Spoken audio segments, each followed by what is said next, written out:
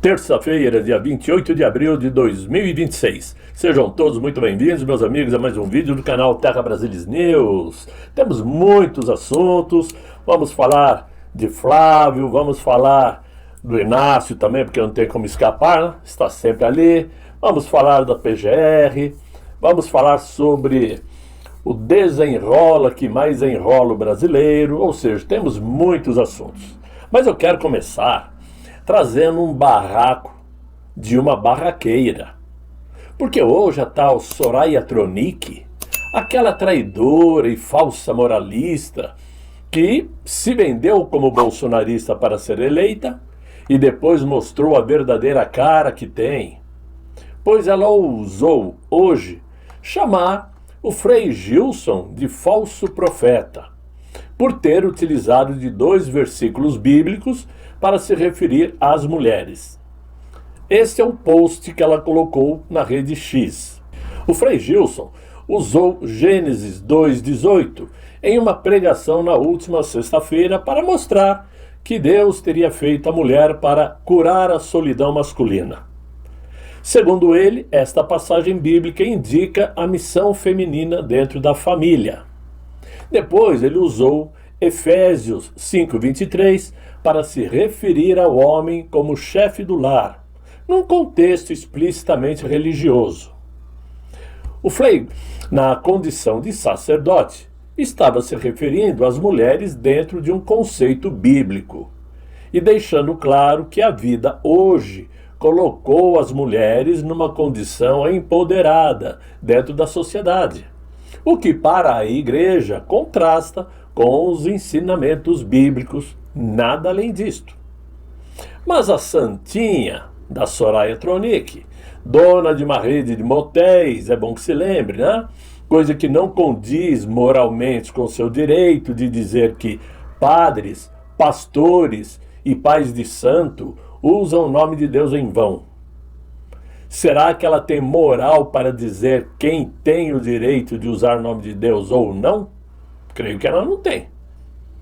Sabendo do histórico de baixíssimo nível dessa senadora, até pelos barracos que arruma em plenário, podemos imaginar que ela entende muito mais de prostíbulos de luxo que a história cristã.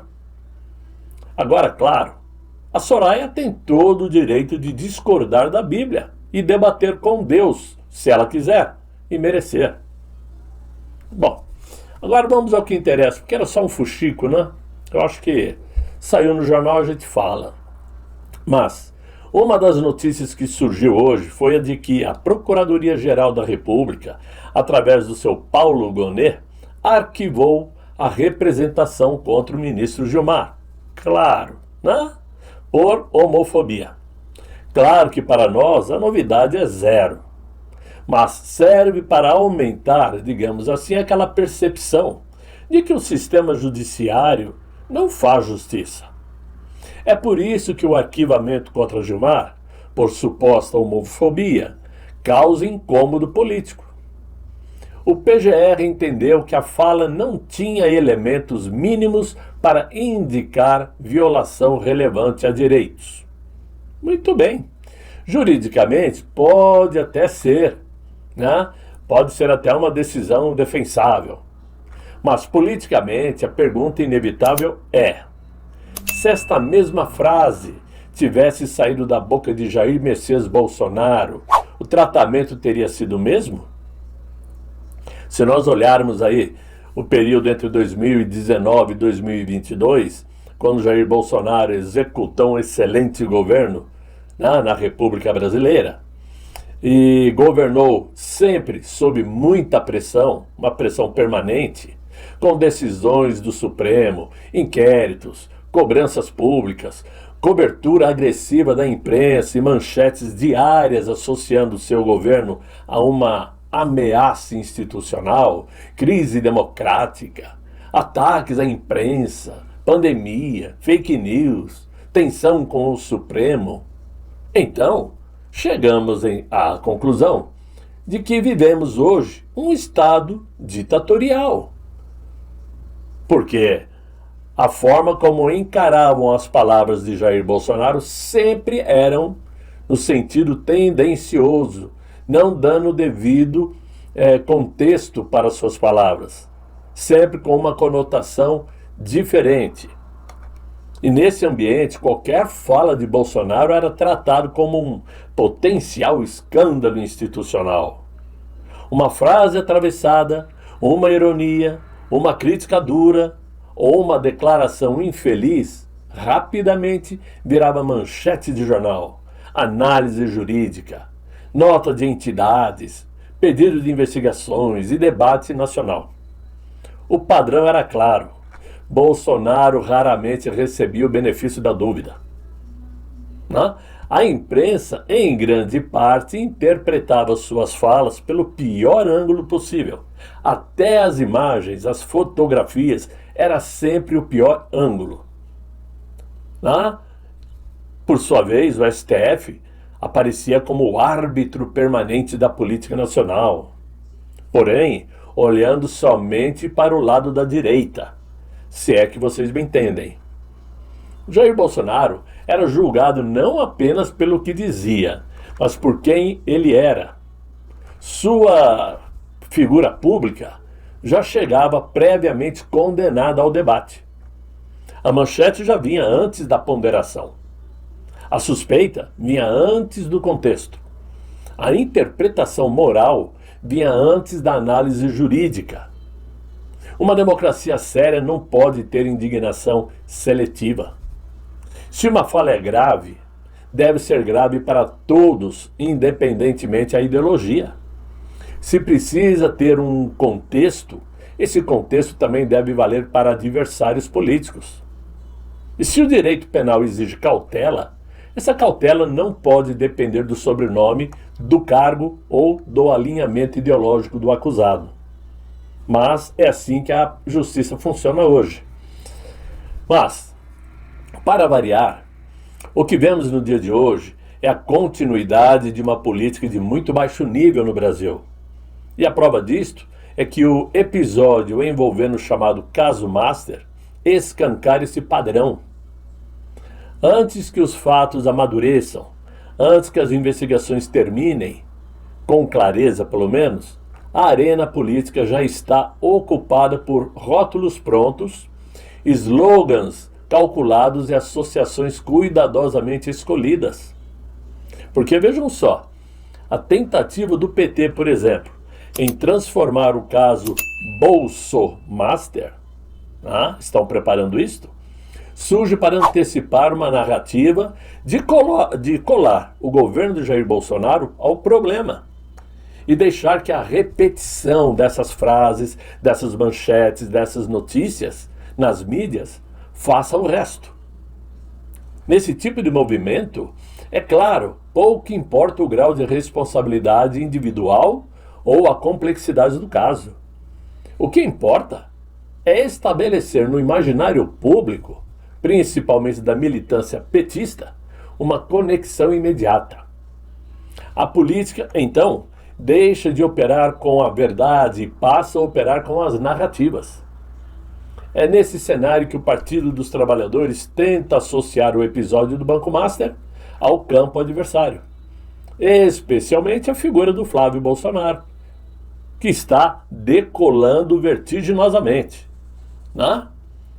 No centro dessa engrenagem, claro que está a figura do Inácio, cuja trajetória política sempre foi a de criar narrativas de confronto, e sempre de formas mentirosas. Isso deixa muito clara a degradação do debate, forma como deseja que seja o PT, porque o PT prefere esse debate de baixo nível, E é o comum, é a forma como o PT trabalha, criar narrativas para baixar o nível da discussão. Em vez de investigação, a antecipação. Em vez de uma análise, o rótulo. E em vez de responsabilidade individual, a generalização estratégica. Esta forma de fazer política não é apenas agressiva, ela é podre, ela é pobre, porque substitui o confronto honesto por atalhos emocionais e transforma qualquer episódio em munição imediata, independentemente de sua substância. Mas foi assim que esse partido da extrema esquerda radical no Brasil cresceu. E para nossa sorte, está morrendo, junto ao seu líder. O PT vai desaparecer. É questão de tempo. Agora, mudando um pouco de assunto, como sempre acontece com milhões de brasileiros, em meio ao sufoco das dívidas, o trabalhador é apresentado sempre como uma vítima que o governo vai socorrer, né? Ou seja, esse governo sempre promete milagres para salvar os endividados. Esse é um assunto muito sério, porque as propostas que estão saindo sobre o tal do Desenrola 2.0 é irresistível. Descontos massivos, a chance de limpar o nome e recomeçar. A narrativa é sedutora, quase redentora.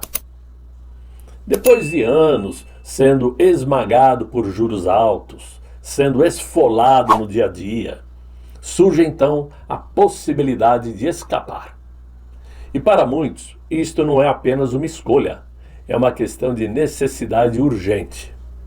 Só que esta saída salvadora não vem do nada. E quem lucra ao final do episódio são os bancos e o governo, sempre populista.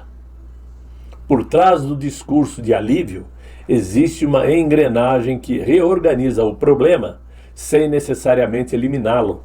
O sistema financeiro, então, propositalmente carrega esse risco de crédito concedido, com juros elevadíssimos, e, é claro, passa a operar em um ambiente muito mais seguro para eles. A dívida é renegociada, os descontos aparecem, mas o risco ao banco credor diminui drasticamente. E isto não acontece com mágica. O Fundo de Garantia por Tempo de Serviço, que é construído ao longo de anos de trabalho, para que na velhice seja utilizado como garantia de sustentabilidade, acaba sendo usado como peça silenciosa desse processo. Não como um saque explícito, em todos os casos, mas como base de garantia, como um suporte estrutural que permite ao banco aceitar perdas menores e transformar uma dívida problemática em recuperação viável. Não existe aqui nada de errado, nada de irregular por parte do sistema do programa, né? Porque o cidadão aceita, só que é imoral, ao não ser assim tão mais claro ao entendimento do público. Eles não dão certas explicações para clarear a mente daquele que vai se utilizar do tal desenrola, né? Porque justamente para o governo federal a coisa é benéfica, a situação é positiva, principalmente em ano eleitoral. O governo do Inácio me salvou. É sempre assim. Aí o que acontece? Vale ressaltar uma preocupação de que o uso do fundo de garantia poderá prejudicar o setor de habitação, porque na maioria das vezes as pessoas usam esse dinheiro para fazer reformas em suas casas ou até ajudar na compra de um imóvel, né? Além de consumir uma poupança do trabalhador, que podem sacar o saldo em caso de demissão de trabalho, por exemplo. O cara perde o emprego, numa situação delicada ele saca o fundo de garantia para sobreviver. Mas se entrar nesse sistema do desenrola, o dinheiro está amarrado. Agora, o trabalhador que acredita estar sendo beneficiado pelo governo está, na prática, utilizando o próprio patrimônio do fundo de garantia para viabilizar essa solução. Aquilo que foi acumulado como proteção e fruto de anos de trabalho passa a ser convertido em um instrumento para reorganizar uma dívida que nasceu dentro de um sistema de crédito sempre caro e assimétrico. Anos de contribuição depositados no fundo de garantia são, direto ou indiretamente, convertidos em uma saída que resolve o problema imediato, mas mantém a lógica intacta. A dívida diminui, sim.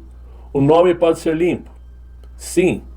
Mas o que sobra se transforma em um novo compromisso, agora com juros menores, porém ainda presentes, e com o fundo de garantia do endividado preso num compromisso. Ou seja, você está com uma dívida, 10 mil reais. O banco te oferece uma oportunidade de pagar apenas 30%. Ok. Só que o banco vai usar esses 30% no seu fundo de garantia. Ele vai usar o seu dinheiro como garantia para te emprestar o valor para quitar a dívida. Ok? Esse valor que o banco vai emprestar, ele vai cobrar juros também. Então ele vai usar o seu fundo de garantia para lhe ofertar, cobrando juros. Juros daquilo que é seu. É uma magia miraculosa. Funciona? Funciona. Só que o banco não está enfiando a mão no bolso. O governo não está enfiando a mão no bolso. É você mesmo que está usando o seu dinheiro de direito para cobrir suas dívidas. Se o governo quisesse ajudar, ele autorizaria o cidadão a usar o dinheiro do fundo de garantia para pagar a dívida. Por que não pode? Olha, eu tenho 10 mil de fundo de garantia. Eu vou pegar esses 10 mil, pagar a dívida e fico livre de dívida. Aí não pode. Tem que ser via banco. Né? O banco com isso reduz perdas, melhora seu balanço, retoma a previsibilidade. O governo apresenta resultados, números expressivos e impactos sociais visíveis para propaganda, principalmente em ano eleitoral. O trabalhador, claro, ganha fôlego, mas paga por esse fôlego com um recurso que já era seu. Não é uma imposição ao endividado, pois existe aí, como eu falei, o consentimento dele. Mas é um consentimento moldado pela urgência, pela necessidade da pessoa e pela falta de alternativas reais para poder escapar de uma situação limite, onde o governo, por inabilidade ou desonestidade, não oferece caminhos mais justos para uma solução. Então, as pessoas precisam tomar muito cuidado e ficarem atentas, não se deixando levar por esse milagre que o governo do Inácio está ofertando para o público. Ele não está fazendo absolutamente nada, só está autorizando o banco pegar o seu dinheiro do fundo de garantia e emprestar a você cobrando juros. Esse é o jogo. E que, a meu ver, além de imoral, deveria ser ilegal. Mas é assim que funciona, né? Agora, para terminar, meus amigos, eu queria só dar uma pequena resposta à amiga que me escreveu, tentando ser cortês. Sim, é verdade. Mas que de uma forma um pouco estranha, disse que eu tenho inveja do Alexandre Pitoli. Bom, eu acho que eu já estou numa idade um pouco avançada para sentir inveja, né? E até porque não tem nada a ver uma coisa com outra. Ele tem o programa dele com altíssimo nível de popularidade, é uma rádio antiga, são 70 anos, como ele mesmo diz. Ou seja, não tem como eu querer ser igual. É impossível, né? Agora, opiniões, cada um tem a sua, né? Eu defendo, sim, Tarcísio de Freitas, sempre defendi, nunca neguei fogo, né? E até que provem o contrário, eu estava certo. Tarcísio não traiu o presidente. A prova disso é que hoje pela manhã o programa do Pitoli colocou a entrevista do Flávio, o discurso do Flávio Bolsonaro ontem lá na AgriShow, onde fez muitos, mas muitos elogios ao Tarcísio de Freitas. Diz que Tarcísio de Freitas será um excelente presidente da República em 2034, o que significa dizer que já existe essa concordância. Afirmou a fidelidade que Tarcísio sempre teve com seu pai. E aí, esperando a resposta ou o comentário do Pitoli sobre o discurso, ele não fez comentário algum, pulou de assunto. Por quê? Vergonha de admitir que está errado sobre Tarcísio de Freitas? Junto deles estava o Guilherme Derrite, que vai sair candidato a senador. Olha, quase certeza que é o Derrite que o Tarcísio vai indicar. E que se for, vai ter meu voto. Mas o Derrite... Não tem nada de meu Derrite. O Coronel Araújo. Pode ser um excelente nome, mas por que eu vou votar em Derrite? Porque desde que eu me lembro aqui no governo de São Paulo, nunca vi um secretário de Segurança Pública de São Paulo agir com tanta firmeza contra o PCC. Nunca vi a Polícia Militar de São Paulo agir de frente, combatendo o PCC, principalmente naquela ação lá embaixo no Guarujá. Nunca vi. E outra, ele era um capitão da rota, assim como o Melo Araújo. Ambos eram da rota, o que já é, para mim, um sinal de tendência conservadora. Porque a rota nunca teve aquele, né? Com licença, posso te prender? Não, a rota vinha e cascava a pau. Então, eu acho somente isso, que ele pula os assuntos quando não convém. Assim como ontem, por exemplo, né? Elogiou Cristina Grêmio, a minha amiga Cris, a minha amiga Cris. Só que não comenta o porquê que a Cris se filiou ao PSD do Kassab. Kassab, que todo santo dia ele fala do nome dele. Ao Kassab do Tarcísio. Por que ele não falou Kassab da Cristina? Então são esses pontos que eu discordo do Pitoli, não é tudo, claro. Esses pontos não me agradam, eu tenho o direito de não gostar, somente isso. Assim como a senhora tem o direito de não gostar da minha posição. Mas é só um comentário, por isso eu deixei no final, né? Agora, quanto a isso, meus amigos, eu espero que vocês tenham gostado do vídeo. Se gostaram, deixem os likes, se inscrevam no canal, né? Chamem seus amigos para me acompanhar. Eu espero voltar amanhã com um novo vídeo, se Deus quiser, e Ele há de querer. Fiquem todos muito bem, fiquem com Deus. Tchau, tchau.